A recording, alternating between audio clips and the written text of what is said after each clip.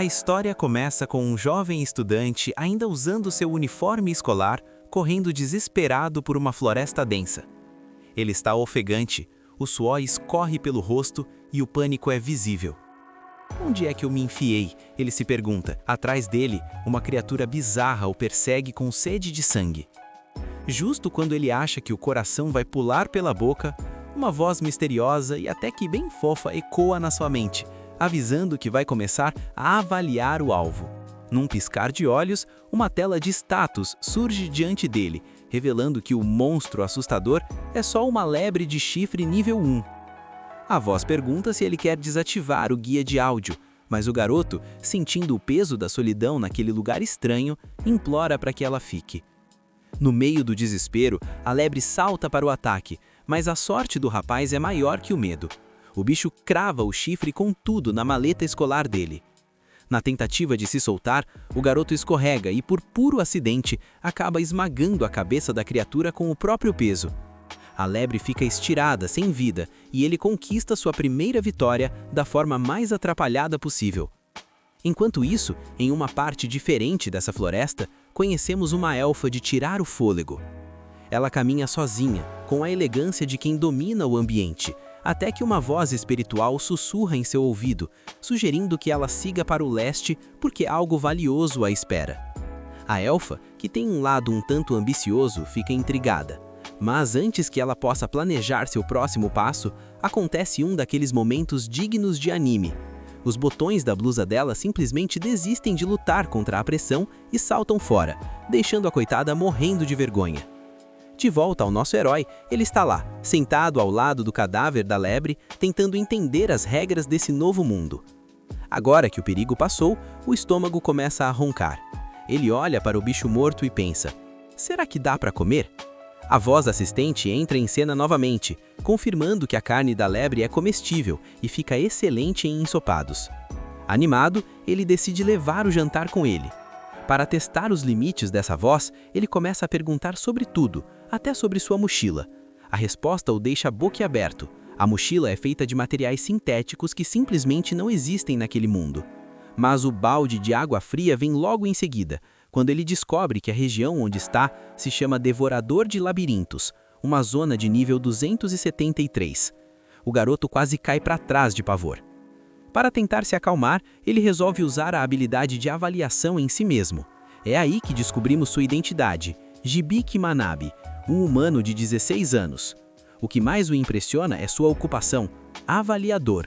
Ele não entende como isso é possível, já que até ontem era apenas um aluno comum do ensino médio no Japão.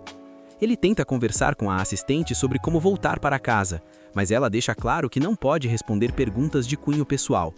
Hibiki então percebe que tem várias habilidades à disposição. Ele tenta ativar o Olho Esperto, fazendo uma pose toda estilosa, mas não acontece absolutamente nada, o que o deixa bem sem graça. Depois, ele tenta usar o Mapa Mundi, esperando que um holograma gigante do planeta apareça. Em vez disso, surge uma telinha minúscula mostrando apenas o trajeto que ele já percorreu. Ele percebe com certa melancolia que, além de fraco, ele é um completo desorientado que estava andando em círculos o tempo todo. Ele decide seguir em frente e acaba encontrando uma estrada. A empolgação é tanta que ele corre para o caminho, mas acaba tropeçando e beijando o chão gelado. O sistema, que parece ter um senso de humor meio ácido, o notifica que ele ganhou o título de Perdido em um Mundo Paralelo. Enquanto ele processa a humilhação, um monstro enorme surge das sombras, babando e encarando Hibiki como se fosse um petisco de fim de tarde. O susto é tão grande que o garoto grita, e o grito é tão alto que até o monstro fica confuso. Mas o bicho não tem tempo de reagir. Uma flecha disparada com precisão cirúrgica atravessa o crânio da fera. Hibiki fica paralisado, até ver a responsável pelo disparo, a elfa que vimos anteriormente. À medida que ela se aproxima, o sistema de Hibiki ativa automaticamente a habilidade de tradução, permitindo que ele entenda o idioma local. Ele agradece pela vida e ela se apresenta como Malha. Hibiki fica hipnotizado pelas orelhas, achando que é o cosplay mais perfeito que já viu na vida. Malha pergunta se ele caiu lá de cima e como ele conseguiu sobreviver tanto tempo no Devorador de Labirintos. Hibiki explica que apareceu ali do nada, o que deixa a elfa bastante pensativa. Ele aproveita para avaliá-la e descobre que, apesar da aparência jovem, Malha tem 56 anos. O choque cultural e biológico é real, mas ele guarda essa informação para si. Malha explica que o Devorador de Labirintos não é apenas um nome, é um monstro colossal que se camufla como uma planície para atrair viajantes e devorá-los quando eles se perdem. Ela sente pena de Dybbuk, achando que ele é apenas uma criança indefesa, e o abraça contra o peito para confortá-lo. O garoto fica vermelho como um pimentão, especialmente quando ela diz que ele deve ter uns 10 ou 11 anos. Quando ele corrige dizendo que tem 16, Malha entra em curto-circuito ao perceber que estava apertando um jovem adulto contra si. Como a noite estava caindo, eles decidem acampar. Ao redor da fogueira, eles compartilham um ensopado de lebre que Dybbuk carregava. Ele descobre que naquele mundo, a maioridade acontece aos 15 anos, o que o torna oficialmente um homem perante a sociedade local. Malha explica que eles estão no reino de Abrastia. Quando Dybbuk menciona Japão, ela fica confusa, pois nunca ouviu falar de tal lugar, mas garante que vai ajudá-lo a chegar à cidade de Lowell. Enquanto ele dorme, Malha usa uma magia de barreira para protegê-los. Ela observa o rapaz e se pergunta se ele seria o tesouro que o espírito mencionou. Dybbuk, por sua vez, sonha com sua vida normal, com seus amigos de escola e com o momento exato em que uma luz branca o tirou de sua sala de aula no último dia antes das férias de verão. O despertador de Dybbuk é um tanto inusitado. Um botão da blusa de Malha se solta novamente e o acerta no rosto às 4h30 da manhã. Ele se levanta e vê a barreira mágica ao redor do acampamento. Curioso, ele pergunta à sua assistente o que um avaliador realmente faz. Ela explica que é uma ocupação de rank B, focada em identificar atributos e fraquezas de qualquer alvo. No dia seguinte, a viagem continua, mas não antes de Malha dar um soco que manda Dybbuk para as nuvens, tudo porque ele tentou devolver o botão caído de um jeito meio direto demais. Depois que os ânimos se acalmam, Malha fica impressionada ao saber que Dybbuk possui a habilidade Mapa Mundi. Ela explica que, na verdade, essa é uma habilidade de ranking AAA, extremamente rara e valiosa para qualquer aventureiro. Dybbuk não entende o porquê do alvoroço, já que para ele é apenas um GPS básico. Malha quase tem um treco ao perceber que ele não sabe nem o que é um aventureiro. Ela explica que são pessoas que fazem contratos com guildas para caçar monstros e explorar terras perigosas. Dybbuk usa sua assistente para confirmar as informações e percebe que está sendo visto como um completo ignorante sem senso comum por Malha. Para dar o troco, ele pergunta se ela tem amigos e a reação de negação desajeitada dela confirma que ela é tão solitária quanto ele. Dybbuk, com o coração de ouro, diz que a partir de agora, ele é o amigo dela. A dinâmica muda quando Dybbuk detecta uma lebre de cristal nas proximidades. Malha entra em modo de caça instantaneamente, explicando que o chifre dessa variante vale 200 moedas de ouro. Eles se escondem nos arbustos e Dybbuk avalia o alvo, descobrindo que a lebre tem habilidades de detecção e fuga muito altas. Malha usa magia para ocultar o cheiro e o som deles, mas sua flecha espiritual falha quando a lebre desvia com facilidade. Frustrada, ela diz que não há como vencer um bicho tão rápido. É aí que o cérebro de Dybbuk brilha. Ele percebe que a lebre é arrogante e só ataca quem ela considera fraco. Ele propõe um plano.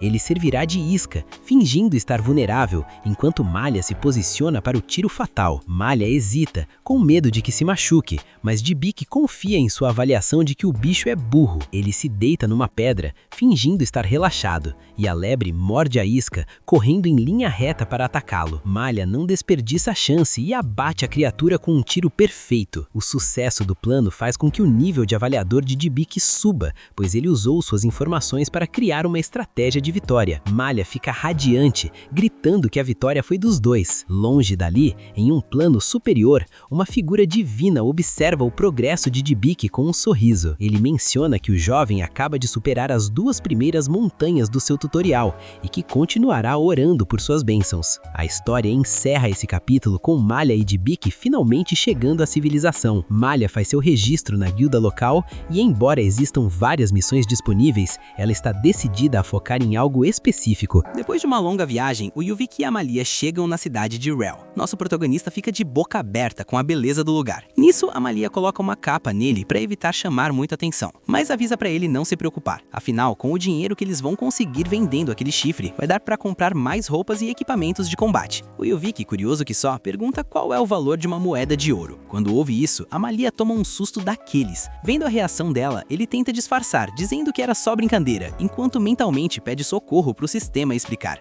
A assistente avisa que uma única moeda de ouro vale uns 10.000 ienes. Sente o drama, o Yuvik fica chocado e finalmente entende por que a Malia agiu daquele jeito. Enquanto ele processa a informação, a elfa chega pertinho, faz um carinho no rosto dele e pede para ele tomar cuidado para não falar coisas que mostrem que ele não tem o menor senso comum. Mudando de cenário, os dois chegam na guilda. O pessoal lá fica surpreso ao ver que a elfa formou um grupo, mas claro, já começam a subestimar nosso protagonista por ele ser muito baixinho. A Malia logo defende o garoto, avisando que, apesar de parecer uma criança, ele já é um adulto. Bem nessa hora, outro grupo de aventureiros aparece. O líder deles pergunta se o nosso Yuvik é novato na área, e a Malia confirma. Sem muita conversa, o grupo vai embora desejando boa sorte para o nosso herói. Observando eles saírem, a Malia comenta que eles são conhecidos como o Grupo Estandarte Prateado. Mas deixando isso pra lá, ela puxa ele até a recepcionista. É aí que conhecemos a Jewel. A Malia não perde tempo e já pede uma sala particular para vender um certo item.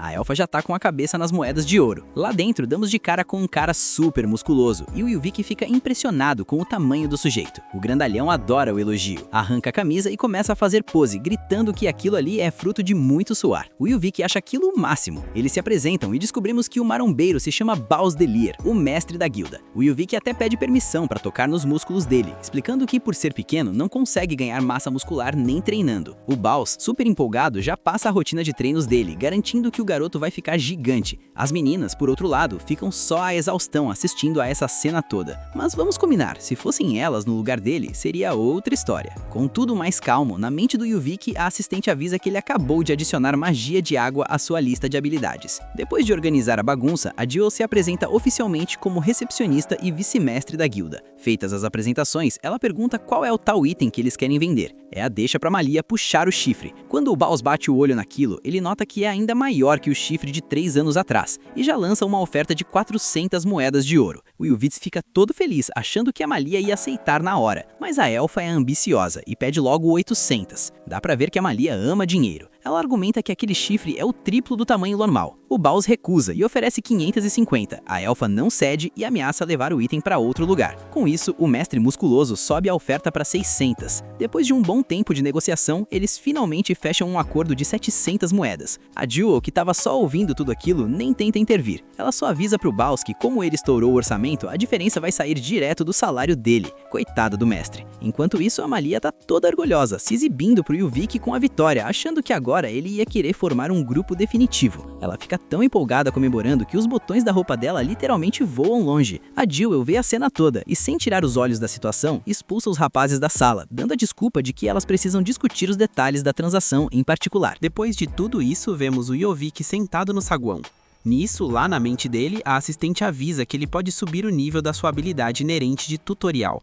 O Yuvik não entende muito bem o que isso significa, então o sistema explica que é uma habilidade dada para quem tem baixa taxa de sobrevivência. Ela permite receber a ajuda divina e aprender tudo que é básico.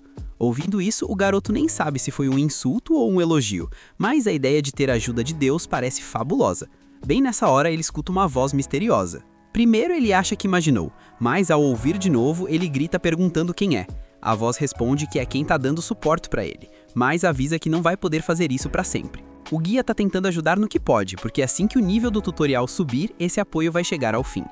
Logo em seguida, a Malia aparece. Quem recebe ela é uma garota dizendo que ela pegou uma missão específica e precisa voltar para sua terra natal, e que não vai poder levar ele junto. Imediatamente a cena muda. Vemos a Iber numa caverna tentando encontrar alguma coisa. Já na vila, o Yuvik diz pra elfa ir tranquila, e ela responde que pediu pra Jewel cuidar dele e que ele pode ficar na pousada onde ela estava dormindo, só procurar pela Tânia na pousada sorridente. O Yuvik, pensando no que fazer da vida, comenta que existem missões para quem não é da linha de frente. Nisso, ele recebe o arco da Malia como presente e ela sai correndo, morrendo de vergonha. Correndo pela vila, a Malia esbarra na Iber dizendo pro guarda que teve que ir para casa de imprevisto. Quando levanta a cabeça, a Iber percebe que ela é uma elfa e pergunta se ela tá indo pro reino de Feriot. Com um sorriso no rosto, a Iber diz que também tá indo para lá. Mais tarde, vemos o Yuvik comentando que depois que a Malia foi embora, ele passou o tempo todo dormindo. E olha, que belo passatempo. Ele ainda não encontrou um jeito de voltar pro mundo dele. De repente, a Tânia bate na porta. Ela entra no quarto dizendo que estava preocupada com o nosso protagonista, já que ele não desceu nem pro café da manhã e nem pro almoço, e avisa que já tá na hora da janta. Aí bate a realidade e o Yuvik percebe que precisa arrumar um trabalho para não ficar dependendo só do dinheiro do chifre do coelho. Nessa hora, a voz do sistema chama, pedindo para ele verificar o status e explicando uns números que ele não estava entendendo. A voz avisa que não recomenda que ele lute sozinho e adiciona novas habilidades para ele, como o livro de medicina e contratos. O sistema explica que ele pode aprender todo o conteúdo só de ler as páginas. O Yovik pergunta quanto tempo isso vai levar, e a assistente responde que demora bastante tempo se ele não tiver consciência do método. Mesmo assim, ele topa. No mesmo instante, a assistente faz um livro aparecer na frente dele e começa a transferir todo o conhecimento direto para a mente do garoto. Em outro lugar, a Malha estava conversando com a garota de antes. Ela conta sobre o Yovik e como ele não tem muita noção das coisas, o que deixou ela bem intrigada. A aventureira não engole essa história e diz que a elfa parece estar apaixonada por ele. A Malha nega na hora, dizendo que acabou de conhecer o garoto e que ele é 40 anos mais novo que ela. Mas, de repente, aparece uma elfa com roupa de empregada na frente delas. A Malha corre para abraçar e apresenta ela como Stélia, a chefe das empregadas da família dela. Aqui também descobrimos o nome da garota de cabelo azul, que é Ibel. A Ibel corta o clima dizendo que agora ela faz parte do mesmo grupo. Isso deixa a empregada meio irritada e começa a resmungar umas coisas. Sente a rivalidade no ar. Já se passaram vários dias e o Yovik continua jogado na cama, com uma preguiça total. Mas com um detalhe, o aprendizado do livro de medicina está completo. Depois dessa maratona, ele vai numa loja de armas, compra uns acessórios para se proteger e segue para a guilda para pegar algum trabalho. No caminho, ele bate um papo com a assistente. Ele comenta que o nome dela é muito longo e pergunta se pode chamá-la de Siste. Ela aceita de boa. Agora, dentro da guilda, o clima pesa. O grupo estandarte entra desesperado pedindo ajuda. O cara de cabelo prateado tá muito machucado. A Jewel se aproxima e avisa que o Bausman tá na cidade, mas sugere parar o sangramento com outra magia de cura. O suporte da equipe avisa que isso não vai rolar. O Yovik vê toda a situação e o sistema avisa que existe uma chance de salvar o cara. Sem pensar duas vezes, ele se oferece para ajudar. Todo mundo fica de queixo caído e perguntam se ele é um curandeiro. O Yovik manda real e diz que não é, que ele é mais um avaliador com noções médicas. Diante do desespero, os companheiros do ferido aceitam na mesma. O Yovik analisa o estado do rapaz e descobre que ele foi afetado pelo veneno de Tiarit, o que claramente impede o sangramento de parar. Além disso, para curar os membros dele por completo, eles iam precisar de magias de alto nível, o que custariam 650 pontos de magia. Ele explica a situação pra galera, mas ninguém ali tem como ajudar. Eles precisam de um plano B. Então, assiste dá a ideia de usar a habilidade de contrato, para pedir que os aliados transfiram pontos de magia temporariamente. Sem hesitar, todo mundo topa, até a Jewel. É assim que o nosso Yovik recebe os pontos necessários pelo contrato, elimina o veneno e manda uma cura perfeita, restaurando o corpo do cara. Missão cumprida. Mas o esforço cobra o preço e o nosso protagonista cai no chão esgotado, sonhando de novo com os amigos da escola.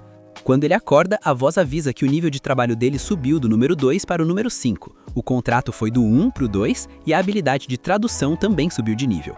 Bem nessa hora, a Jewel entra no quarto agradecendo por ele ter salvado o irmão mais novo dela, o Jade. O Yovik fica meio confuso, mas ela explica que eles são filhos de mães diferentes. A Jewel pede para ele pedir para todo mundo guardar segredo sobre o que aconteceu, porque quase ninguém consegue usar aquelas magias de cura avançadas. Se a notícia se espalhar, vão tentar se aproveitar dele para ganhar dinheiro. Por causa disso, ela recomenda que ele entre para a Guilda dos Aventureiros de uma vez. O Yovik fica na dúvida, sem saber quanto tempo mais vai ficar na cidade, mas concorda que ter companheiros ou alguém para cobrir a retaguarda seria uma boa, já que ele não é um lutador. É aí que a Jewel dá a ideia genial dele contratar um guarda-costas. Por sua vez, o Ibik vai até a companhia em busca de um guarda-costas. Lá, ele conhece o Yaranta e sente o drama. Assim que o cara escuta que o Ibik quer contratar alguém, a atitude dele muda na hora. Ele vira um pervertido total. Diz que sente um cheirinho muito bom vindo do nosso herói e já vai logo mostrando um monte de homens musculosos. Mas o Ibik prefere pular essa parte, sabe? Porque apesar de os caras serem fortes, eles não têm nada de mana. E o Ibik quer alguém quem ele possa usar cura superior ou sanação perfeita numa emergência. O pervertido diz que vai procurar outros candidatos, mas o deus do Ibik recomenda que ele mesmo dê uma olhada. E o Ibik vai na onda. Enquanto eles andam pelos corredores, o Yaranta fala que o Ibik pode pedir o que quiser, porque ele sente o doce aroma de dinheiro vindo dele. O Ibik fica meio preocupado, dá uma avaliada nas habilidades do cara e descobre a verdade. O mercador, que está no nível 82, tem mesmo a habilidade de farejar dinheiro. Esse olfato financeiro faz o Yaranta perder o controle sempre que encontra alguém capaz de fazer fortuna ou dar muito lucro. O Ibik decide ignorar isso e olha para um corredor específico, mas o Yaranta avisa para ele não ir por ali. Ele diz que aquelas opções de compra têm alguns defeitos, tipo não servem para trabalhar nem para lutar e também não podem voltar para a terra natal deles. O Ibiki fica curioso. Ele pensa que talvez essas pessoas tenham sido transportadas para lá igual a ele, então pede para o Yaranta levá-lo até lá. Nisso, o mercador quase tem um ataque de tanta empolgação ao sentir o cheiro do dinheiro aumentando, enquanto o pobre do Ibiki só olha para ele assustado. Mais à frente, eles chegam numa cela com aquele lobo de antes. O Ibiki pergunta por que ele está preso, e o Yaranta explica que o cara causou a maior confusão tentando proteger a menininha. Foi tudo um mal-entendido, mas regras são regras, né? Quando avaliaram a garota, viram que ela tem um talento absurdo para magia, mas não consegue controlar e sempre perde a mão. O lobo manda eles caírem fora, mas o Ibiki, meio assustado, usa a avaliação e nota que alguns atributos dele estão ocultos. A voz da Sisti avisa que o olho especialista detectou informações falsas. Agora, avaliando o lobo com o olho especialista, ele vê que o cara tá com status de amarrado com corrente inamovível. Mas o que deixa o queixo dele no chão é o trabalho do lobo. Ele é um herói e tá no nível 95. O Ibiki não consegue acreditar. Ele olha para a menina e descobre que ela é uma sábia, mas a magia dela tá totalmente fora de controle. Como um humano não aguenta tanto poder, isso vai acabar levando a coitadinha à autodestruição. O Ibiki pergunta pro deus dele por que ele fez uma maldade dessas com a menina, e o deus responde que não teve escolha, porque essa é a aprovação dos sábios. O lobisomem se chama Cloud, e a pequena é a Lilian. Depois de pensar um pouco, o Ibiki decide comprar os dois, já que eles têm muita mana. Ele até duvida que um herói e uma sábia queiram se juntar a ele, mas o deus diz para ele fazer o que achar melhor. Nisso, a Sisti recomenda usar a habilidade Medida de Alívio, nível 1, que vai soltar o Cloud das correntes que o prendem, só que a chance de sucesso depende do nível da habilidade. O Ibiki avisa o Yaranta que vai comprar a dupla. O cheiro de dinheiro do Ibiki fica tão forte que o pobre mercador quase tem um infarto de tanta alegria. Um pouco depois, no meio de uma clareira, o Cloud pergunta o que diabos o Ibiki quer fazer com eles ali. O Ibiki pede para ele relaxar, garante que não vai fazer nada com a pequena, mas que precisa cuidar dele. Ele explica que quer curá-lo, mas precisa da ajuda da Lilian para isso. O Cloud recusa na hora, achando que é alguma armadilha. Só que a Lilian manda ele ficar quieto, porque ele sempre ajudou ela, e agora é a vez dela retribuir o favor. Ela pergunta o que precisa fazer, e o Ibiki explica que precisam de muita mana para curar o Cloud. Então ele pede para fazer um contrato com ela para compartilhar a energia. A Lilian aceita sem hesitar. Assim que recebe a mana, o Ibiki ativa a sua sanação perfeita. O Cloud fica sem reação, enquanto o corpo dele se regenera inteirinho. A Lilian pula para abraçar o Cloud e ele agradece ao Ibiki. O nosso herói se apresenta e pergunta como ele está se sentindo. O Cloud diz que está bem melhor, mas ainda não está na sua melhor forma. O Ibiki vai direto ao ponto e diz que é lógico, afinal ele está amaldiçoado. O Cloud toma um susto ao ver que ele sabe da maldição, já que nem os avaliadores comuns conseguem ver isso. Para completar, o Ibiki revela que a Lilian vai se tornar uma sábia no futuro. O Cloud, maravilhado, pergunta como ele sabe de tudo isso. O Ibiki explica que tem o olho especialista. O Cloud não acredita que ele tem o olho divino que só os deuses dão, mas o Ibiki não quer perder tempo e ativa a habilidade Medida de Alívio para quebrar a maldição. Nessa hora, as correntes aparecem de verdade e tesouras divinas gigantes surgem no céu. Sente o clima. Os dois entram em pânico vendo aquilo indo na direção do Cláudia e quase tem um ataque cardíaco quando as tesouras atingem ele. Mas no instante seguinte, o Cláudio percebe que está vivo e que uma das correntes agora está quebrada. A Lilian desmaia e o Ibiki reclama com o deus que só uma corrente foi cortada. O deus rebate que perguntando o que ele esperava de uma habilidade no nível 1. A conversa é cortada pelo Cláudia, que fica impressionado ao sentir parte da força dele voltando. Ele se ajoelha na frente do Ibiki e pede perdão pela falta de respeito. Conta que desde que foi amaldiçoado, ele perdeu a força, a reputação e até a alma. Mas agora está profundamente grato por ter sido salvo e pede a honra de fazer a cerimônia de lealdade. O Ibiki não faz a menor ideia do que é isso. O Cláudio explica que é um ritual onde ele entrega a alma para jurar proteção e ficar sempre ao lado dele. O Ibiki pergunta se ele tem certeza, dizendo que por ele tudo bem continuar como tá. Mas o Cláudio está muito ansioso para fazer a cerimônia. Assiste aconselha o Ibiki a ativar o contrato, garantindo que tudo seja cumprido e deixando o herói super feliz. O Ibiki pensa que se vai fazer o cara feliz, então bora lá. Quando ele ativa o contrato, o Cláudio começa a chorar. A cerimônia acontece, o juramento é feito e os dois recebem o emblema dos espíritos da luz, a prova da lealdade deles.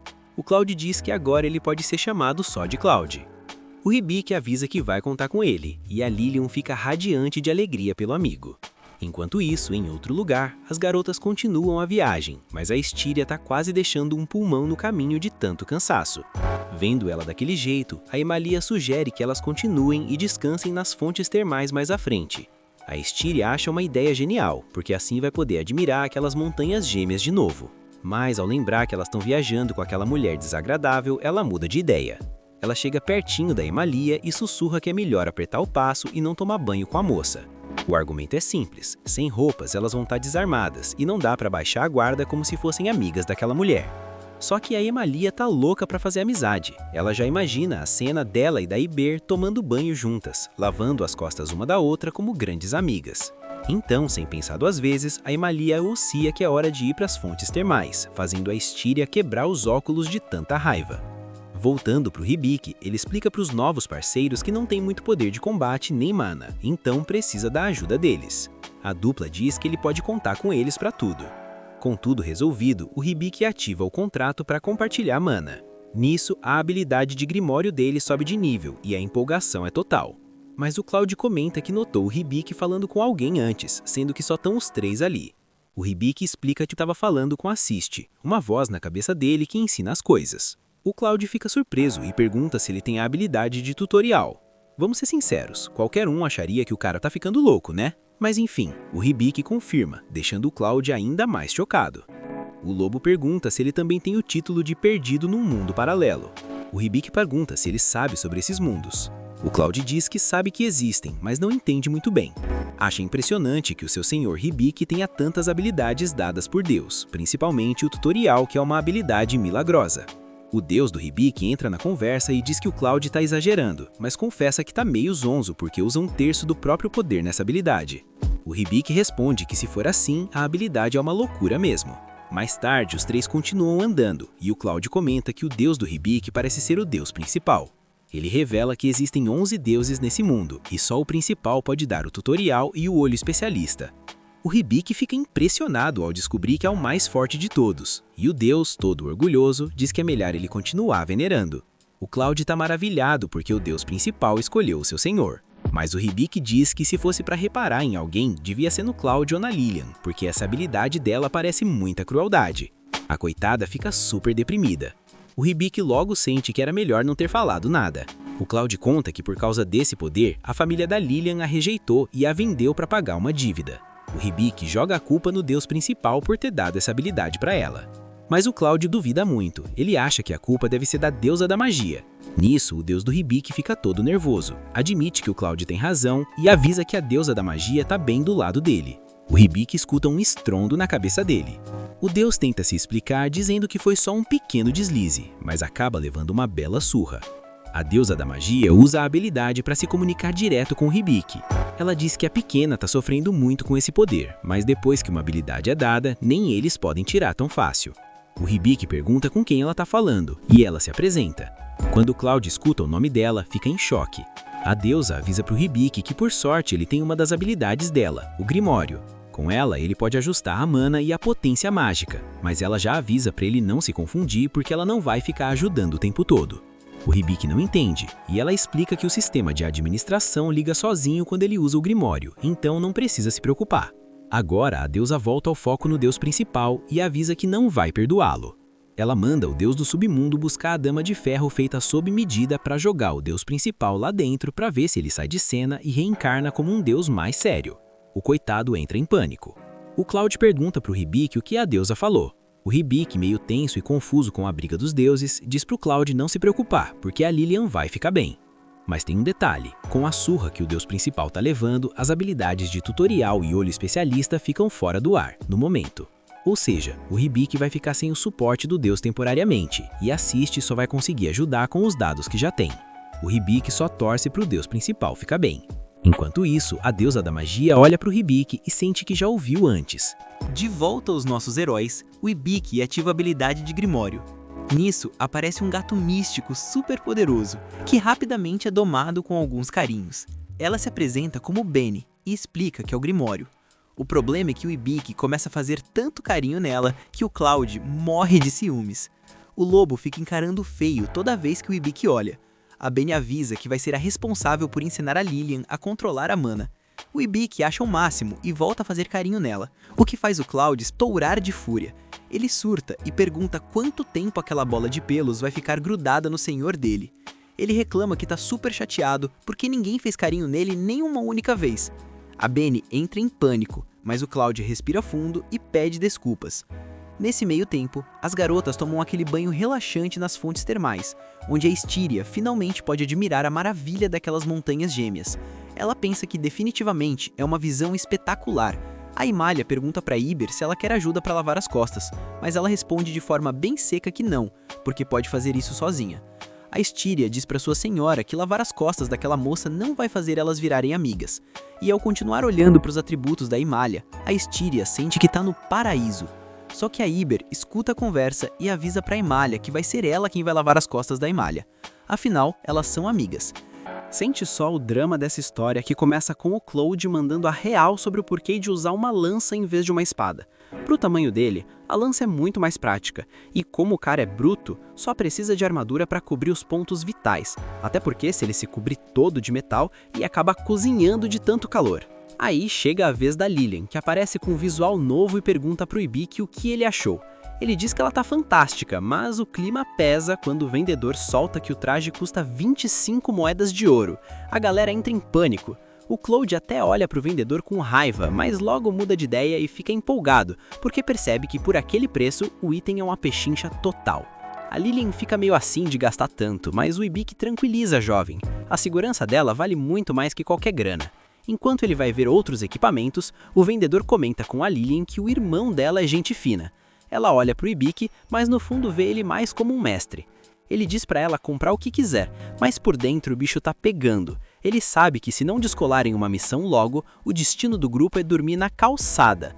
A Lilian fica toda feliz, chama ele de Senhor Ibiki, mas ele pede pra não ser tão formal. Aí ela aproveita e começa a chamá-lo de irmão, e tudo vira flores, até que a pequena Vene querendo presente também. Resultado, compraram um colar caríssimo e o orçamento do Ibiki foi pro espaço. Um tempo depois, no campo, a Vene avisa que é hora das instruções básicas de aventureiro. O Ibiki já murcha porque queria era ir pra ação, mas leva um puxão de orelha. Tanto ele quanto a Lilian precisam aprender o básico. Ele ainda tá confuso com esse papo de gato grimório, mas assiste e explica que é uma habilidade rara que permite ganhar conhecimentos mágicos naquele mundo. O Ibiki se empolga achando que vai virar um mago de batalha, mas a Vene, com aquele sorrisinho de quem quer ver o sofrimento alheio, diz que ele só vai aprender magia utilitária pro dia a dia, nada de explosões por enquanto. Sem perder tempo, começa o treino da Lilian. Para isso, o Ibiki precisa ser registrado como tutor dela. Ele pergunta como faz, e vrau, a Vene taca-lhe uma mordida. Pronto, tá feito. Ela explica que embora a mana da Lilian esteja no talo, o poder de ataque dela caiu para 10%, então o esquema é treinar aos poucos. Já o Ibiki tem que aprender a circular o mana, e o jeito é dar a mão para alguém para sentir o fluxo. Ele não entende nada, e a Vene, já sem paciência, manda ele praticar com o Cloud. O Cloud diz que é moleza, mas o Ibiki continua boiando. A Vene manda ele fechar os olhos e pede pro Cloud pegar leve no mana, já que o Ibiki não é lá muito resistente. O Cloud concorda, pega na mão nele e o mana começa a fluir. Só que de pouco a pouco não teve nada. O Cloud começa a gritar eufórico e do nada o Ibiki vai parar num espaço em branco que fica escuro de repente.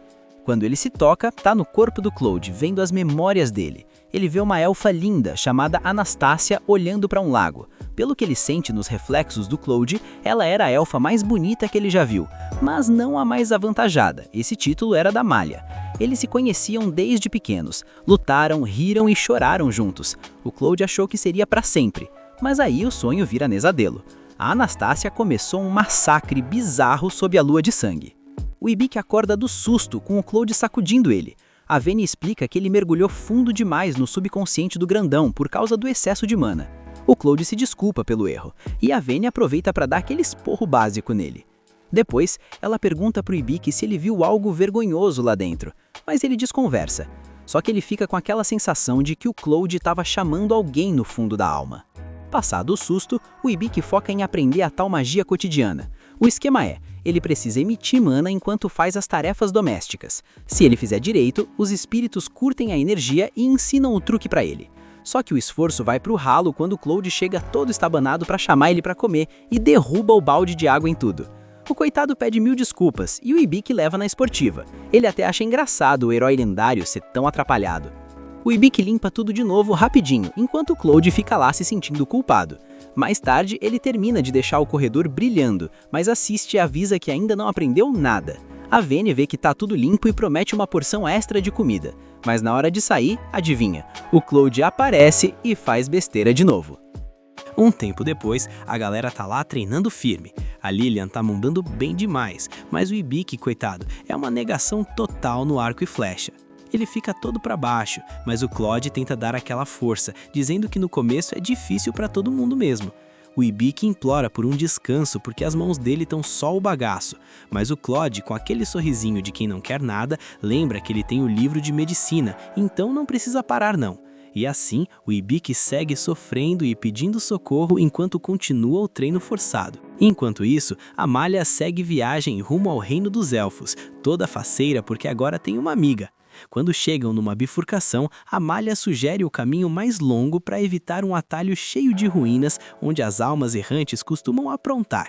Só que a Evelyn acha a ideia de explorar as ruínas o máximo e convence Amalia a ir por lá na esperança de achar tesouros. Amalia acaba cedendo porque a grana tá curta e o dinheiro do chifre do coelho não vai durar para sempre.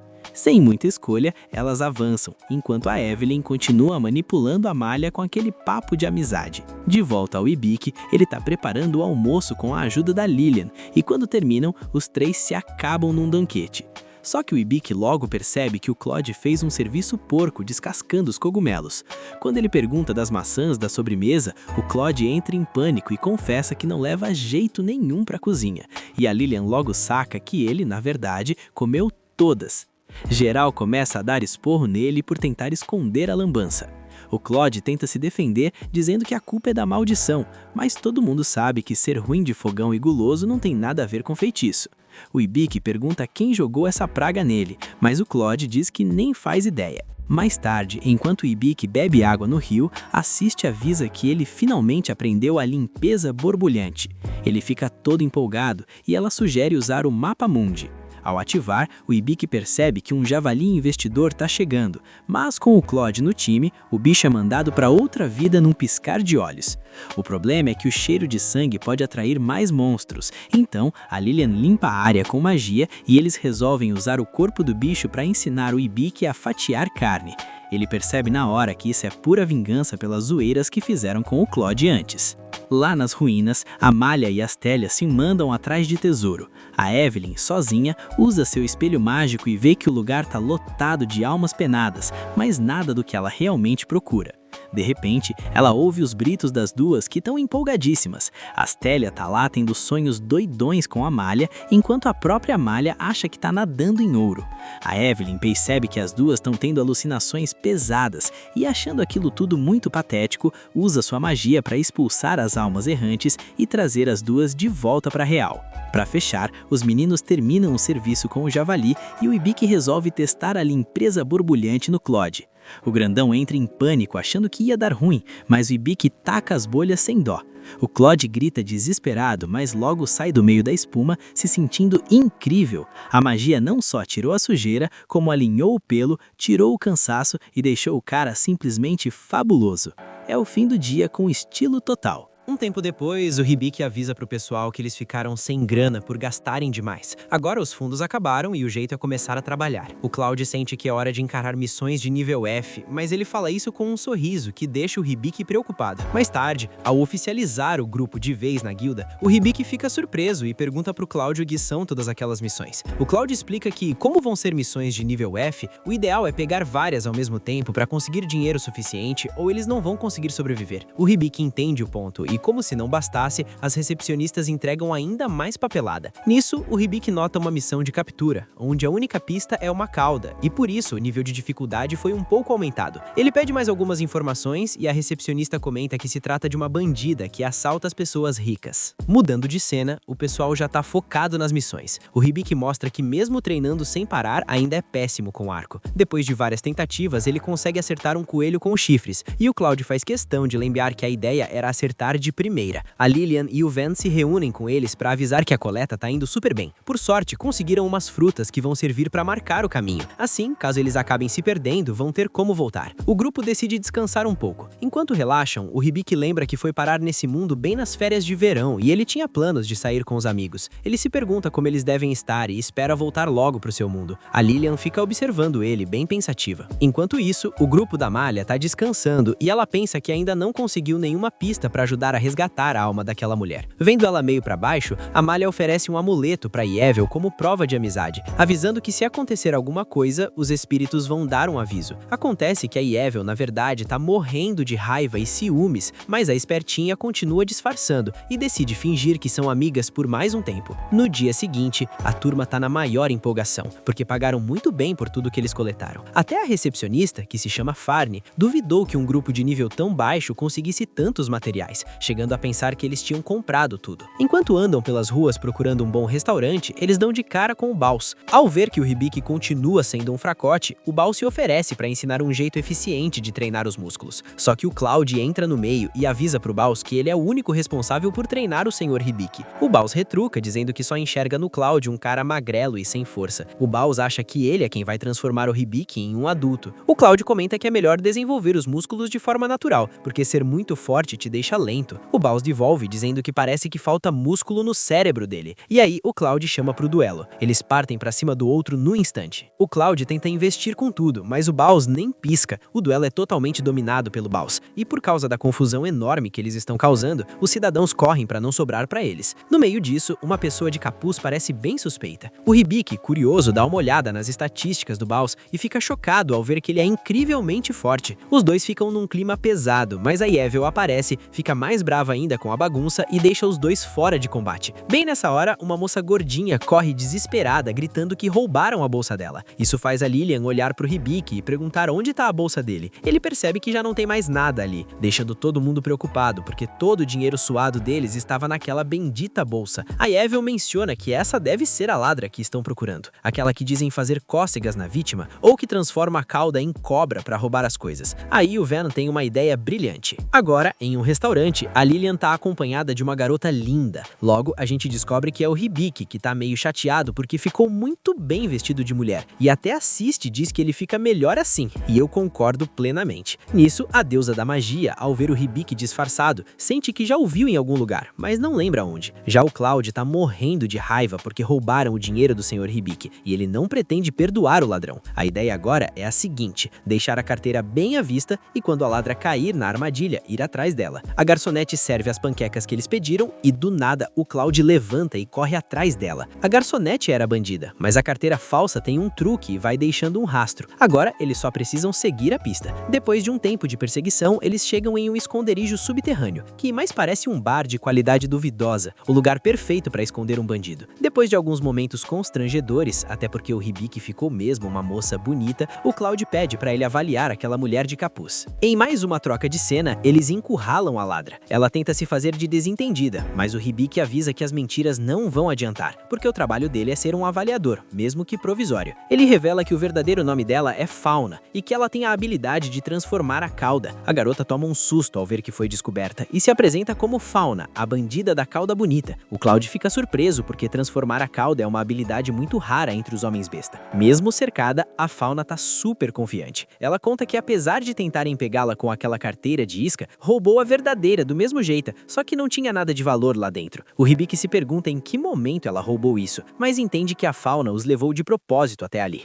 Ela confirma, toca na parede e some rapidinho, deixando o grupo numa armadilha. O Cloud consegue tirar o Hibiki do perigo e manda ele ir atrás da Fauna. Ele vai, mas o Hibiki é um aventureiro péssimo e cai em outra armadilha dela. A Fauna diz que custa acreditar que um avaliador cairia num truque tão óbvio, mas ao olhar direito pro Hibiki, ela percebe que ele ele é um garoto. Por algum motivo estranho, ela fica com as bochechas vermelhas, se aproxima e pergunta o que ele estava fazendo vestido de mulher. O Ibiki responde que estava tentando capturar ela e ouviu que ela atacava pessoas ricas. A Fauna não entende o que isso tem a ver com usar vestido, mas ela acaba gostando do visual dele e acha ele adorável. Então ela avisa que pode ajudar com uma condição. De volta ao bar escondido, o Ibiki está avaliando os objetos que a Fauna roubou, já que ela só tem interesse em coisas autênticas. Depois de um tempo avaliando, ela coloca um bracelete na mesa. O Ibiki pergunta se aquilo também foi roubado, porque não tem muito valor comercial. Ela explica que é um bracelete muito querido entre os homens fera e que tem uma mensagem. A Fauna fica surpresa e pergunta o que está escrito, e o Ibiki revela que diz apenas "Obrigada, irmã". A Fauna conta que ganhou o bracelete da irmã mais nova, que tinha escrito algo, mas ela nunca conseguiu ler. Ela mostrou para vários avaliadores e nenhum conseguiu traduzir a mensagem. Faz sentido, já que a irmã não sabia escrever. Então o Ibiki supõe que não avaliou as letras, mas sim o sentimento que a irmã colocou ali. Ele pergunta se a irmã sabe que ela é uma ladra, e a Fauna responde que ela já saiu de cena, presa numa batalha na terra natal delas. Ela pergunta de onde o Ibiki é, e ele diz que é de um lugar bem distante. A Fauna aconselha ele a voltar para casa, porque se ele perder o lar como ela perdeu, nunca mais vai conseguir voltar. Ela diz que o parceiro dele também é um homem fera, e se for do mesmo lugar que ela, deve ter um passado bem doloroso.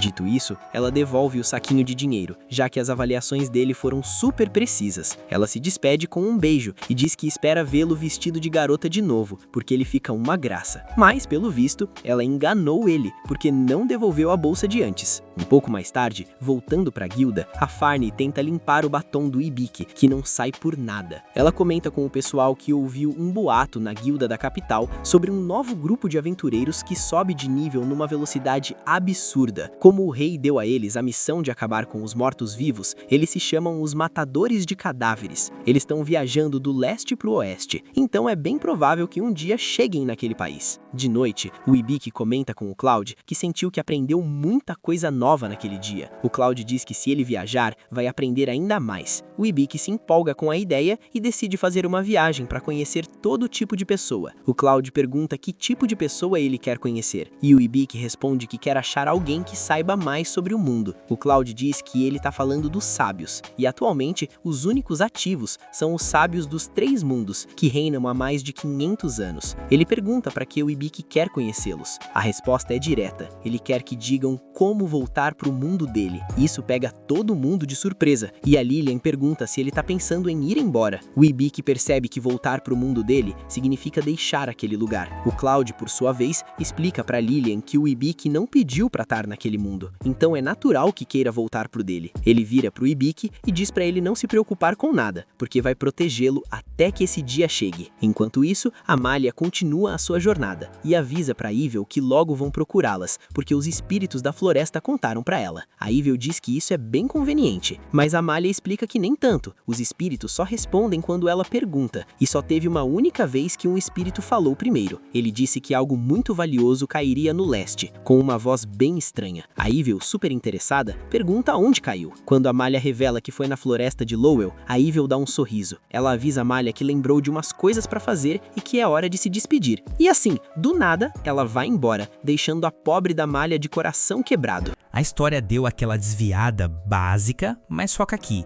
O próximo da lista é o Cloud. A expectativa era que fosse moleza lutar contra ele, já que ele perdeu os braços e as pernas, certo? Enquanto isso, lá na cidade, o Ibiki manda a real pro Cloud. Se ele quiser mesmo conhecer os sábios, eles vão ter que dar um pulo numa cidade chamada Terradadinas. O Benny já avisa que essa cidade fica depois de uma masmorra, e o atalho mais rápido é cortando pelas masmorras do norte.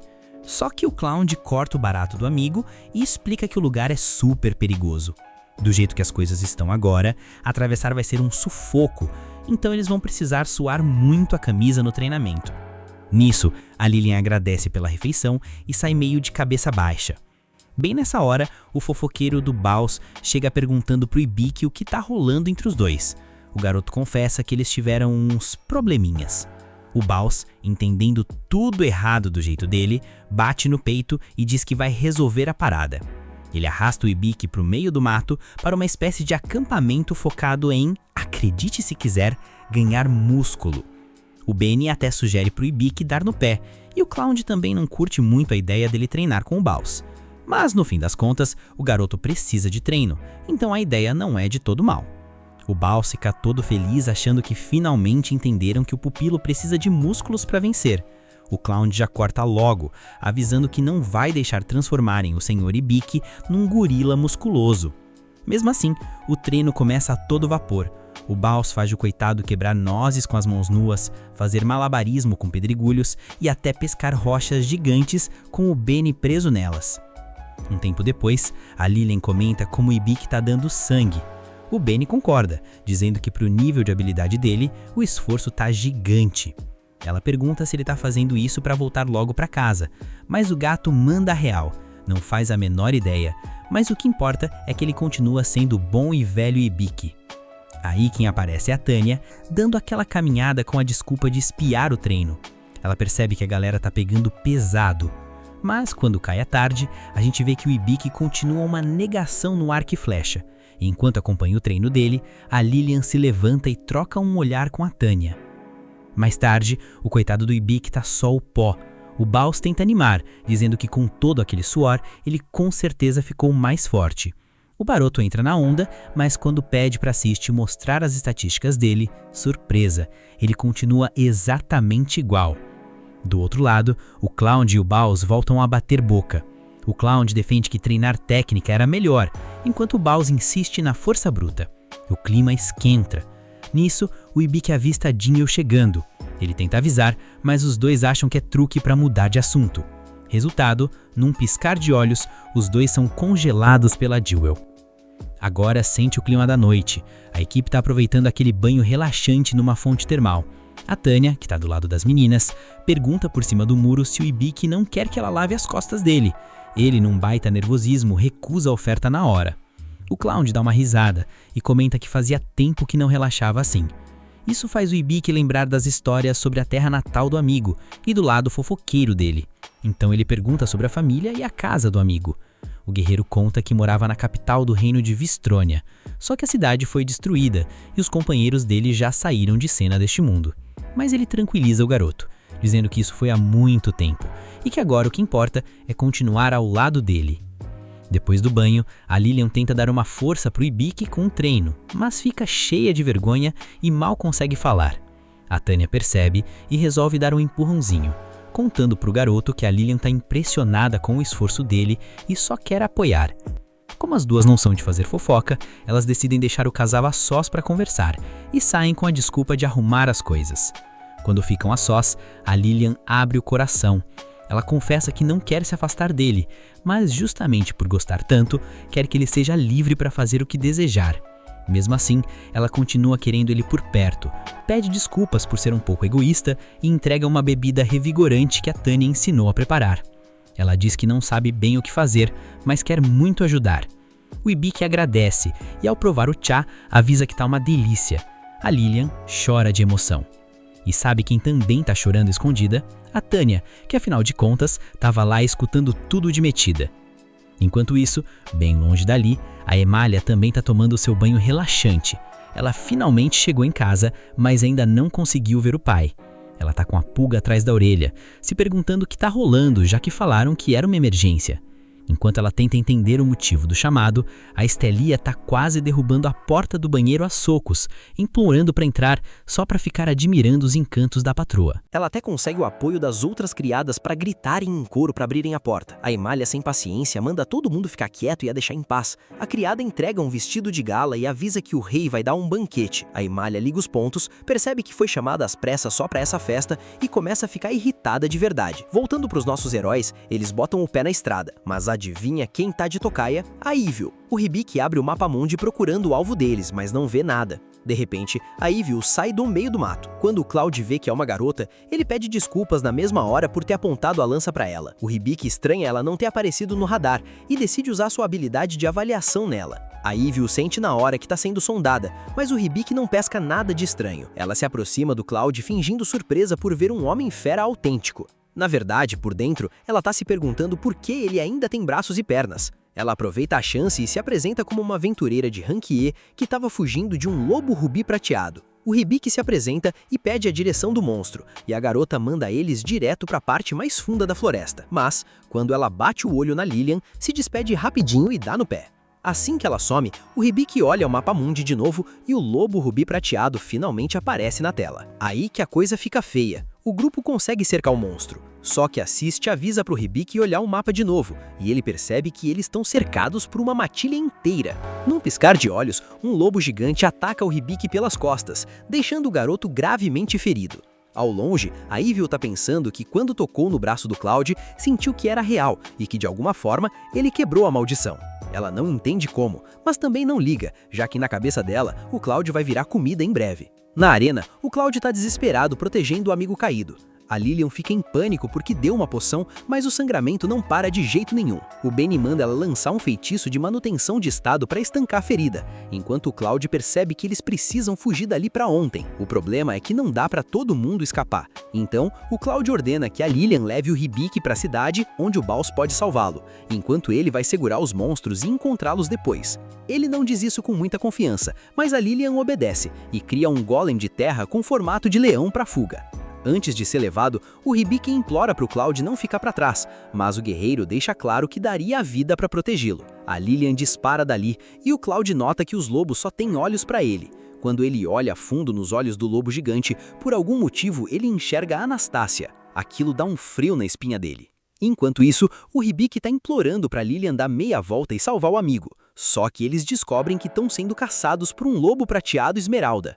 A Lilian age rápido, entra numa caverna e sela a porta, mas os lobos começam a destruir o bloqueio. Quando conseguem passar, tentam prender os dois com cipós venenosos, mas a Lilian joga todos para longe com sua magia de vento. Do lado de dentro, o Hibiki, quase sem forças, ativa o livro de medicina e descobre que o sangramento não para por causa do veneno de Eret. Ele tenta usar uma cura superior, mas a Assist avisa que a energia física e mental dele estão baixas demais, então a magia vai demorar para carregar. O garoto entra em desespero absoluto, pois a Lilian não vai segurar a onda por muito tempo e o Cloud tá lutando sozinho.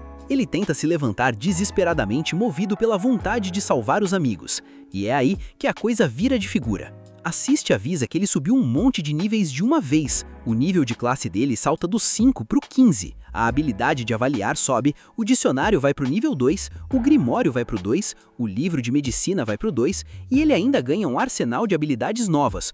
Agora que está bem mais poderoso, ele usa a cura superior para tirar o veneno do corpo e toma uma poção. Assist manda ele invocar a besta sagrada sem pensar duas vezes. O Hibiki conjura a habilidade e invoca um gato branco gigante. O felino olha para os lobos e percebe que a ordem deles é matar o grupo. Ele se apresenta cheio de pose como Venelianus Thor Ferriatino, a besta sagrada do raio. Quando escuta esse nome, o Hibiki saca na hora. É o Benny. O gato continua contando vantagens sobre o próprio poder, até que solta o seu juízo divino e aniquila todos os lobos de uma vez. O Hibiki, curioso, pergunta se é o Benny mesmo, e ele confirma.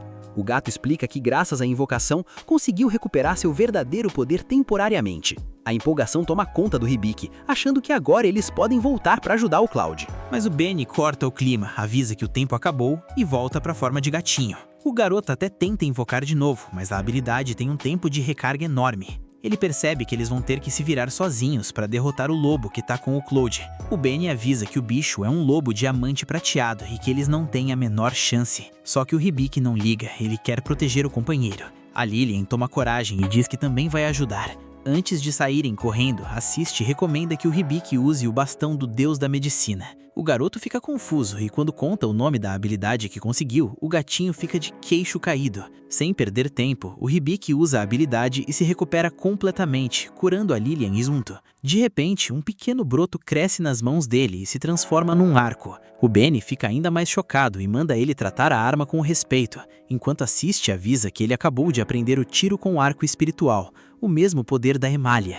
O garoto decide testar e dispara um raio de energia que voa longe. Ele mesmo acha aquilo uma loucura e ao avaliar a arma descobre que está segurando o arco divino resplandecente, feito exclusivamente para ele. O Benny acha que tudo isso é brincadeira, já que estão exagerando nos poderes de repente, mas eles não têm tempo a perder. Enquanto isso, lá no Salão dos Deuses, o deus principal agradece a deusa da magia por tê-lo acordado. Ela pergunta se ele não tá dando bênçãos demais pro garoto. O deus responde lembrando que ela também deu a sua bênção e que fazer um bom uso de todo esse poder agora só depende dele.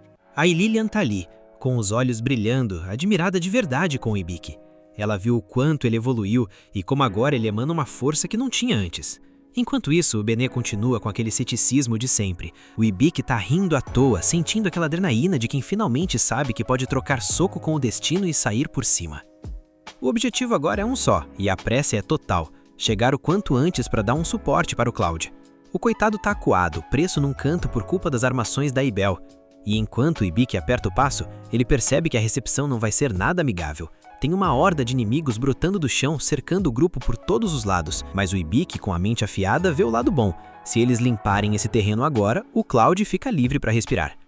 O Benê toma a frente da estratégia e avisa que o negócio é focar no que está logo diante do nariz. Ele começa a carregar seu arco de energia e o brilho daquela coisa é tão intenso que parece um pequeno sol nas mãos dele, pesando o ambiente. É aí que Assist entra com a voz da razão e dá o papo reto. Ativa a habilidade do olho esperto agora.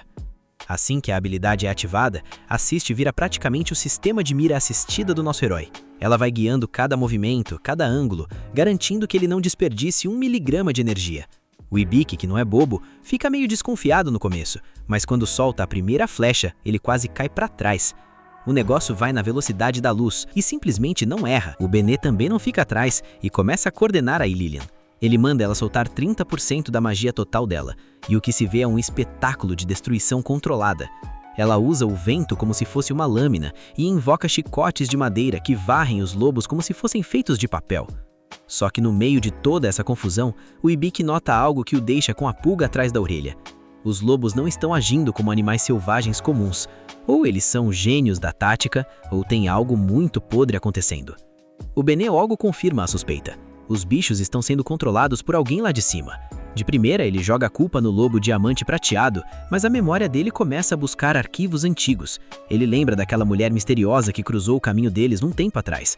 Se ela não tivesse aparecido com aquele papo estranho, eles não teriam se embrenhado tanto no coração da floresta e nunca teriam dado de cara com esse lobo diamante. O Benê sente que conhece aquele rosto, que já viu aquela expressão em algum lugar do passado, mas a memória parece um arquivo corrompido que não termina de carregar. Enquanto o circo pega fogo, a Bella tá assistindo a tudo de camarote com um sorriso de orelha a orelha. Ela tá se deliciando com o caos, querendo que o Cloud sofra até não aguentar mais. E o Cloud? O cara é um monstro de resistência. Mesmo encurralado e cercado de cadáveres de lobos que ele mesmo empilhou, quando parece que o lobo prateado vai dar o golpe final, o Cloud tem um flashback. Ele lembra daquela mulher em quem ele depositou toda a sua confiança e não consegue processar por que teve que passar por tanto sofrimento nas mãos dela. Ele sente a presença dela ali, por perto. Olhando fixamente para os olhos do lobo, ele pergunta: "Anastasia, é você que tá aí?" Mas a fera não responde com palavras, apenas solta um rugido que faz a terra tremer e se prepara para o bote. O Cloud tenta erguer a lança para o impacto, mas a criatura é rápida demais, um vulto de prata. O golpe vem e fere o Cloud com gravidade, mas é nesse exato segundo que o Ibiki chega na área. Ele tenta acertar uma flecha certeira, mas descobre da pior forma que o lobo tem uma barreira de diamante. O lobo ignora o nosso protagonista. O alvo dele é o Cloud e ele não vai parar até terminar o serviço. No auge do desespero, o Ibiki solta um grito pelo nome do Cloud que parece despertar algo adormecido no sistema. Uma magia estranha se manifesta e, num piscar de olhos, o Cloud é puxado para perto do grupo, saindo da zona de perigo imediato. Isso só deixa o lobo mais furioso, e agora ele foca toda sua sede de sangue neles. Enquanto o Ibiki tenta entender o estado de saúde do Cloud, a Lilian queima o que resta de sua reserva de mana para criar uma barreira de vento, tentando ganhar cada segundo possível. O Benê avisa: "Cura ele agora ou já era." O Ibiki faz uma análise rápida e percebe que o veneno do Gerite está agindo de novo, correndo pelas veias do Cloud. Sem pensar duas vezes, ele usa a magia superior, mas o cérebro dele está a 1000 por hora. Ele quer investigar que bicho é esse, de onde ele veio. Ao analisar o lobo prateado, o susto é grande. A fera está envenenada e, pior, está sob as ordens diretas de uma tal de Anastasia Feiren. O nome bate como um trovão na mente do Ibiki. É a Lilian que ele viu naquelas visões enquanto dormia. Ele consegue neutralizar o veneno, mas a energia mágica dele está no limite. Ele usa uma sanação extra para fechar os cortes mais feios, mas o Cloud continua apagado. Para piorar, a barreira da Lilian não aguenta a pressão e explode. A garota desmaia de exaustão e o Ibiki fica ali sozinho, protegendo 2 corpos inconscientes contra um lobo gigante que quer devorar todo mundo vivo. A Bella continua rindo, achando que o Ibiki foi burro de voltar para morrer junto com os amigos. Mas o nosso protagonista não arreda o pé. Ele aponta o arco, dispara a última flecha de luz que tem, mas o escudo de diamante nem trinca. Só que o jogo vira quando Cloud, movido por uma força que desafia a lógica, se levanta. Ele está em frangalhos, mas se coloca na frente do Ibiki como uma muralha humana. Ele não vai deixar ninguém encostar no seu mestre.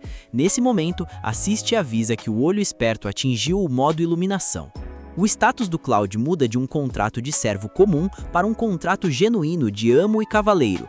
O nível dele salta de um guerreiro de nível 25 para um herói de nível 95. O Cloud entra no seu ápice, o seu prime. Ele repele o lobo com um movimento de mão e avisa ao Ibiki: descansa que eu vou fechar a conta agora. Ele invoca uma lança que parece carregar o espírito de uma divindade e salta tão alto que parece tocar o céu. Lá de cima, ele usa a atração direcional, afirmando que aquela arma está ligada à alma da Anastasia e que o golpe vai atravessar qualquer barreira. O lobo tenta se esconder atrás do diamante, mas para o Cloud atual, aquilo é tão resistente quanto um guardanapo molhado. O golpe desce como um meteoro, uma perfuração crítica que vaporiza tudo num raio de metros. Quando a poeira baixa, a cabeça do lobo rola até os pés do Ibiki. Assiste e analisa os restos e confirma: a alma impura que possuía o animal foi finalmente libertada. O Ibiki entende que a criatura era apenas um fantoche nas mãos da Anastasia. De repente, a imagem espiritual de uma elfa aparece e agradece ao Ibiki por ter parado aquela carnificina. Ela diz que agora pode parar de pecar e que o pesadelo dela acaba ali, voltando ao seu sono eterno. O Cloud se ajoelha diante do Ibiki, com o peso do mundo nos ombros, e pede perdão. Ele explica que o lobo carregava um fragmento da alma da Anastasia, sua antiga companheira de armas, que o traiu e o amaldiçoou. Ela era uma maga espiritual que dominava monstros, possuindo-os com partes de si mesma. O Ibiki, com o seu coração de ouro, tenta dizer que vai derrotá-la para quebrar a maldição, mas o Cloud revela a verdade amarga. A Anastasia já morreu pelas mãos dele há muito tempo. O que eles enfrentaram foi apenas um eco de maldade que ela deixou para trás. O Cloud entra numa espiral de culpa, dizendo que o Ibiki não estaria correndo risco se não estivesse ao lado de alguém tão maldito quanto ele. Mas o nosso prota não aceita esse papo. Ele olha nos olhos do amigo e diz que ele é a vítima, que foi traído, mutilado e enganado, e que não tem que carregar a culpa pelas ações dos outros. O Cloud, desarmado por tanta bondade, renova o seu juramento de protegê-lo até que ele volte para seu mundo de origem. O Ibiki tenta protestar contra tanta formalidade, mas o corpo dele desliga. O modo iluminação cobrou um preço alto demais para o seu nível atual. Lá nas alturas, os deuses estão discutindo o evento. O deus do Ibiki está uma pilha de nervos porque quase perdeu o seu escolhido, e coloca a culpa na deusa da magia, que o deixou incapacitado por tempo demais. A deusa da inferno aparece por ali, toda curiosa, querendo saber se as suas máquinas de tortura andam funcionando bem. Eles conversam sobre as vagas abertas para Rei Demônio e como a seleção está difícil, porque os candidatos são caras legais. A deusa da magia sente que conhece o Ibiki de algum lugar, mas o deus dele desconversa, sabendo que se ela descobrir a verdade, o plano dele vai por água abaixo. 2 dias depois, o Ibiki acorda de um sono profundo. Ele descobre que deu um salto enorme de poder, indo do nível 12 para o 25, com várias habilidades novas na conta. A história foca na Malia. Ela está num evento chique, usando um vestido impecável, mas por dentro está pronta para explodir de raiva por causa do pai. O príncipe Verdelis se aproxima, todo cheio de si, lembrando que eles se conhecem desde os 10 anos e soltando cantadas que fazem a Malia sentir um asco profundo. No meio da cerimônia, anunciam que o Verdelis se tornou um herói e um tal de Melincores se tornou um sábio. O reino está em êxtase porque finalmente tem os escolhidos pelos deuses. E para completar o time do herói, nomeiam a Malia como a aventureira experiente que vai guiá-los. O Verdelis, em um momento de pura vergonha alheia, anuncia para o reino inteiro que assim que derrotar o Rei Demônio, vai se casar com a Malia. A reação dela é imediata. Ela simplesmente some do lugar, incapaz de ouvir mais um segundo daquela asneira. De volta ao grupo do Ibiki, eles estão celebrando a vida com um banquete. O clima está leve, mas o Ibiki decide falar sério. Ele reforça que seu objetivo é ir para a Terra Dynas e encontrar um jeito de voltar para casa, para sua família e seus amigos. Mas ele solta o desejo que aquece o coração de todos. Ele quer encontrar uma forma de voltar sem ter que se separar da Lillian, do Cloud e do Benny. O pessoal fica chocado, pois viajar entre mundos já parece impossível. Levar gente de carona então nem se fala. Mas o Cloud tem fé cega e garante que o seu mestre vai realizar o impossível. O Benny, sempre o pé no chão da turma, lembra que para chegar aos sábios em Terra Dynas, eles precisam primeiro conquistar a perigosa masmorra do norte. O Ibiki aceita o desafio e todos se unem pelo mesmo propósito, mesmo que o Benny morra de vergonha dessa melação toda. Enquanto isso, Amalia já está jogando o vestido de lado e voltando para seus trajes de combate. Ela não aguenta o príncipe e não vê a hora de reencontrar o Ibiki, que ela sabe que é o único que realmente vale a pena naquele mundo maluco. E nas sombras, a Ibel, depois de levar uma surra mágica por ter falhado, jura que ainda vai conseguir a alma que prometeu. Não importa quem ela tenha que destruir para isso. A jornada tá apenas começando e o perigo nunca esteve tão perto. De volta com o pessoal, a Lillian e o Cloud perguntam pro Hibiki como são as pessoas que ele quer ver no outro mundo. Ele responde que são sua família e amigos, que sempre se reuniam para tomar chá preto, já que a família de uma amiga tem uma cafeteria. O Cloud tem certeza de que, assim como ele pensa neles, eles também devem estar preocupados com ele. O Hibiki diz que ele pode estar certo, mas que, por sorte, não está sozinho, porque tem os dois ali com ele. Um tempo depois, na Guilda dos Aventureiros, o Baus está muito irritado. Depois de ler o relatório, ele percebeu que o Hibiki correu um perigo enorme ao lutar até o fim contra um lobo diamante prateado. Ele acha impressionante que eles tenham vencido com o nível atual deles. Elogia o grupo pelo ótimo trabalho, mas assume a culpa. Se ele tivesse treinado o Hibiki mais pesado para conseguir músculos de aço, o garoto teria derrotado o bicho sem desmaiar de cansaço. Ele acha que precisa começar um treino infernal de musculação o mais rápido possível. Mas Aiel entra na conversa para esfriar os ânimos e avisa que o motivo de ter chamado os três ali foi para falar da recompensa por terem derrotado o lobo. Quando vê o prêmio, o Hibiki fica surpreso. Aiel explica que se aquela fera tivesse chegado na cidade, teria feito muitas vítimas. Eles derrotaram um monstro que seria difícil até mesmo para o Baus. O veterano concorda, então o Hibiki acaba aceitando o dinheiro, já que com isso eles vão poder se preparar para encarar a masmorra. Mudando de cena, vemos o Ayanta, aquele cara que é obcecado por dinheiro, super animado porque tá farejando lucro. Ao ver o Cloud e a Lillian, ele se comporta um pouco e dá as boas-vindas. O Hibiki fica preocupado, lembrando que os amigos já foram escravos naquele lugar e que na época o Cloud ainda tinha todos os membros do corpo. Mas o próprio Cloud acalma o Hibiki, dizendo para ele não se preocupar. O Hibiki agradece, enquanto o mercador fica eufórico sabendo que eles vão gastar uma nota alta naquele dia. Ele leva o grupo para a sala de armas e o visual é impressionante. Tem uma armadura ali muito revolucionária. Sem perder tempo, o Hibiki escolhe uma túnica de vento, que vai ajudar muito na hora de esquivar de ataques, e decide economizar na arma, já que o seu arco divino é mais que suficiente. Já a Lillian escolhe um báculo floral e uma túnica. O Ayaranta acha uma ótima escolha e diz que ela pode levar tudo pelo preço modesto de 100 moedas de ouro.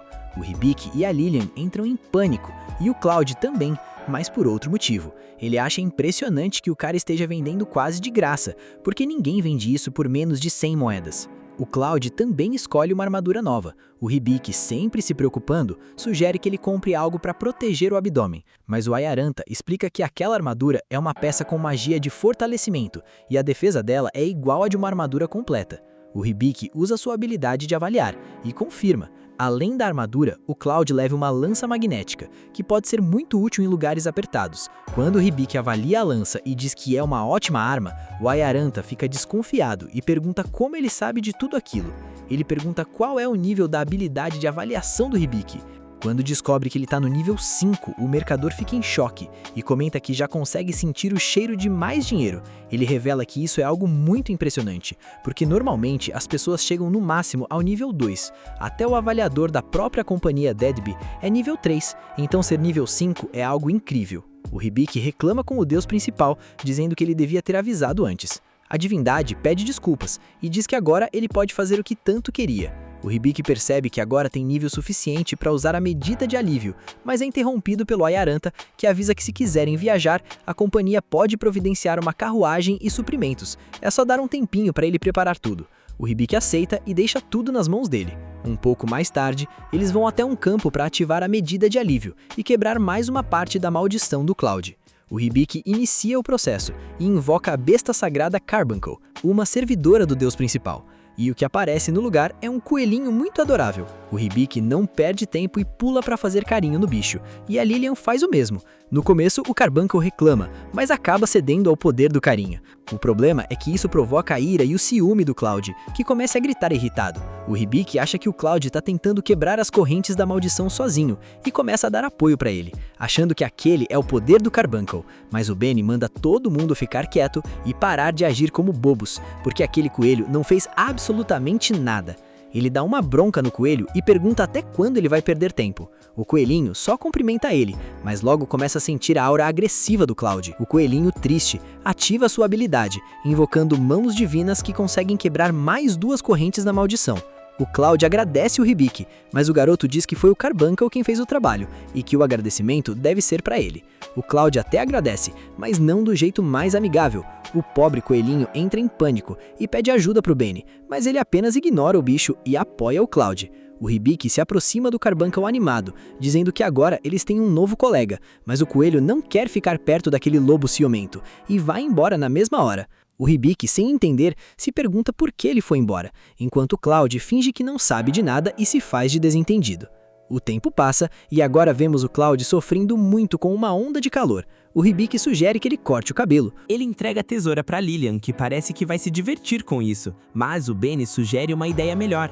A Lilian usa o báculo floral e imita aquele feitiço clássico das bolhas de água, criando esferas que mantêm a temperatura, absorvem o calor e são muito confortáveis. O Cloud fica extremamente agradecido.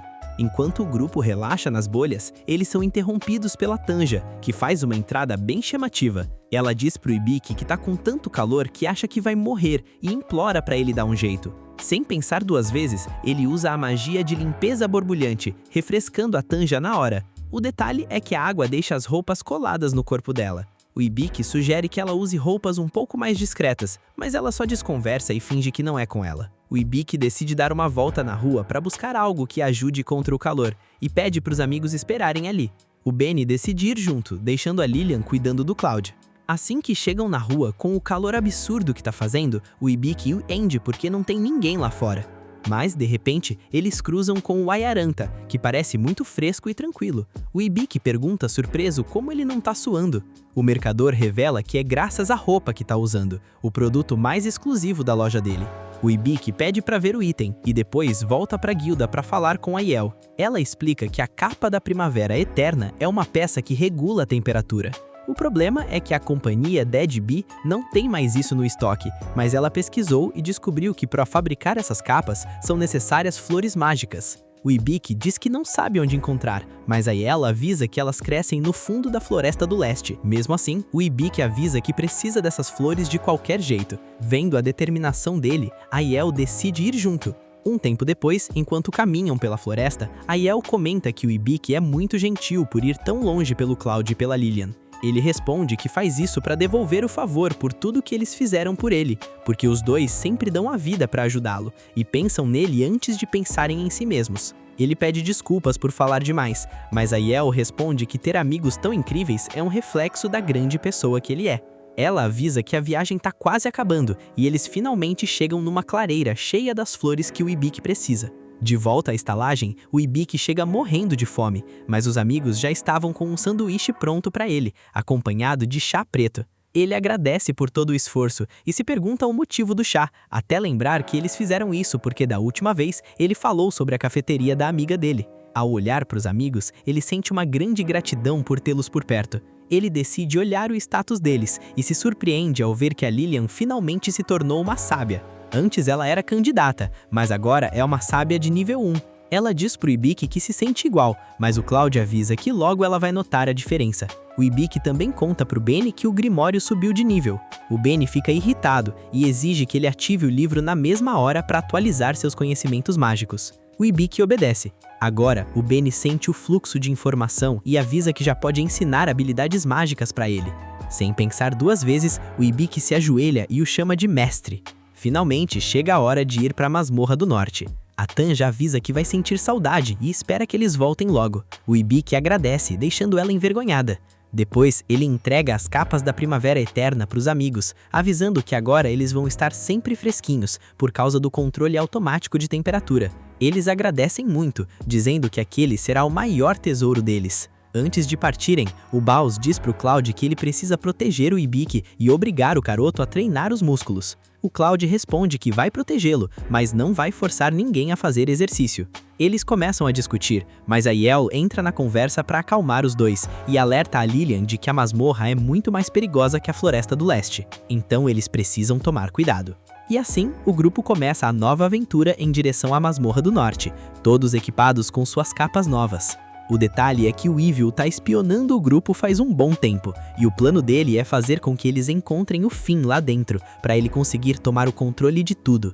Enquanto isso, em outro lugar, a gente fica de queixo caído ao descobrir que o grupo famoso de caçadores são na verdade os amigos do Ibiki do outro mundo, o Taiki, a Kyoko e a Amani. Eles também estão acompanhados do mestre deles, que por uma grande coincidência do destino, é o primo do Ibiki. E todos eles estão focados em encontrar o amigo desaparecido. Enquanto isso, o Ibiki e o resto do pessoal decidem parar de viajar e acampar, já que a noite caiu e ficou escuro demais para continuar o caminho em segurança. O problema é que o Cloud pegou um resfriado daqueles bem terríveis e tá fazendo de tudo para aguentar firme, enrolado na capa da Primavera Eterna. O Ibiki e a Veni começam a ficar bem preocupados ao verem o estado do Cloud, mas ele insiste que tá tudo bem e que não precisam esquentar a cabeça. Mas foi só falar isso cheio de confiança para soltar um espirro gigante e sem querer mandar um belo jato de ranho direto na cara da Veni. No dia seguinte, o Ibiki nota de repente um monstro escondido no meio das árvores. Sem perder tempo, ele puxa o seu arco espiritual e derrota a criatura com um tiro certeiro, deixando o Cloud e a Lilian de queixo caído. O Ibiki até se empolga com a facilidade do disparo e começa a pensar que talvez tenha ficado bem mais forte ultimamente. Com tudo decidido, a turma sobe na carroça e segue viagem rumo ao destino. Mesmo na estrada, o Ibiki ainda tá meio frustrado porque faz um tempão que ele não sobe de nível. O Cloud nota o desânimo do garoto e tenta dar uma força, explicando que habilidades não são tudo nessa vida. Ele diz pro Ibiki que vão surgir situações onde o poder sozinho não resolve os problemas, então o melhor caminho é tentar evoluir um pouco em cada área. Enquanto continuam pelo caminho acidentado, a carroça começa a chacoalhar demais por causa dos buracos na pista. Esse balanço todo ataca o estômago do Ibiki. A Veni e a Lilian imploram para ele pelo menos vomitar do lado de fora, mas o coitado não consegue segurar e faz o estrago ali dentro mesmo. Depois que a tempestade passa, o Ibiki se sente super culpado pela bagunça que causou na carroça. Por isso, ele vai até um lago ali perto para pegar um pouco de água e limpar a sujeira direito. Só que ele nota algo bem estranho na água, que de repente se divide em duas partes. O Ibiki solta um grito de susto, chamando a atenção do Cloud e da Lilian. Olhando de mais perto, o Cloud percebe que aquilo na verdade é um grupo de slimes. Ele logo vê ali a chance perfeita para um treino, já que eles precisam praticar combate contra inimigos com corpos maleáveis. A Veni sugere que eles lutem sem usar armas. Isso significa que o Ibiki não pode usar o arco espiritual, restando apenas uma tocha acesa na mão. O nosso protagonista vai pra cima com a tocha e começa a golpear os slimes com tudo, mas os ataques físicos não fazem nem cócegas. Mesmo assim, ele percebe que as criaturas parecem ter medo do fogo. De repente, um dos slimes pula direto no rosto dele e fica grudado. O Ibiki quase aceita o pior, mas antes de desistir, pensa no quanto seria patético passar dessa pra melhor derrotado por um slime. Nesse exato momento, a criatura na cara dele é queimada por completo, acabou de liberar a habilidade de fogo. O Cloud fica empolgado, achando que o garoto finalmente conseguiu um poder realmente útil. E antes mesmo que o Ibiki possa comemorar o novo poder, outro slime surge do nada e manda o garoto voando longe. O Ibiki cai no chão e a Lilian corre para dar os parabéns, dizendo que está orgulhosa por ele ter conseguido uma nova habilidade, mesmo que ela ainda seja bem fraquinha. Para comemorar, o grupo resolve fazer um churrasco. O Ibiki finalmente encontra uma utilidade prática para o seu foguinho, usando a habilidade para acender a fogueira e as lamparinas do acampamento. Quando o jantar acaba, a Veni e a Lilian vão descansar, deixando apenas o Ibiki e o Cloud acordados cuidando da segurança da noite. Enquanto fazem a guarda, o Cloud e o Ibiki começam a conversar sobre a cidade subterrânea de Terradinas. O Cloud explica que só quem consegue vencer a Masmorra do Norte ganha o direito de entrar nessa cidade secreta. O grande problema é que ninguém nunca conseguiu concluir esse desafio antes. Mesmo assim, o Cloud promete pro Ibiki que vai dar um jeito de levá-lo até Terradinas, não importa o que aconteça. Ele também reforça que o nível de dificuldade de lá é justamente o motivo de estar pegando tão pesado nos treinos. Ao ouvir isso, o nosso protagonista entende o recado e vê que precisa ficar mais forte o mais rápido possível. Por fim, o Cloud diz que está na hora de descansar e os dois vão dormir. Na manhã seguinte, a turma continua a viagem pela região. No meio do caminho, eles dão de cara com um grupo de moradores parados na estrada. O Ibiki pergunta o que aconteceu, e um deles explica que um bando enorme de mortos-vivos atacou a vila deles. Eles já mandaram um chamado para a guilda pedindo ajuda com o exorcismo, mas até agora não tiveram resposta.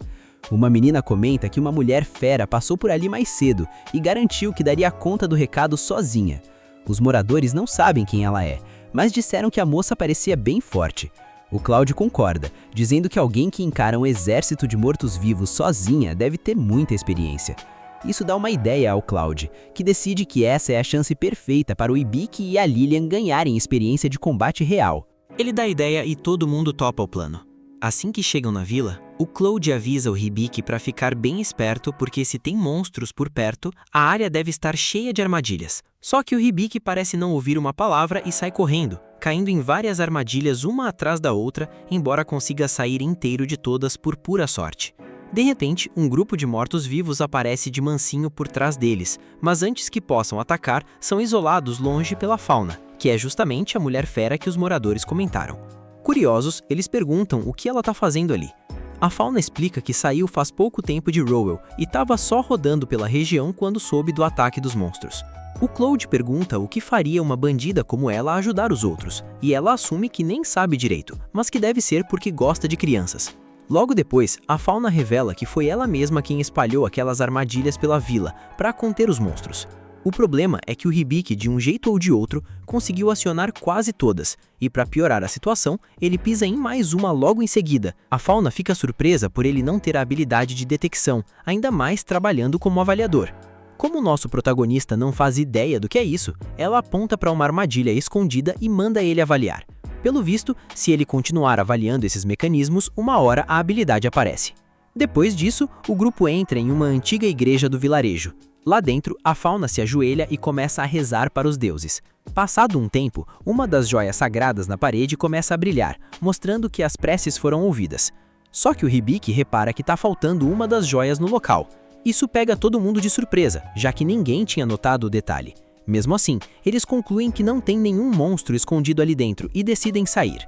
Mas bem na hora de ir embora, o sino da igreja começa a badalar super alto, ecoando por toda a vila.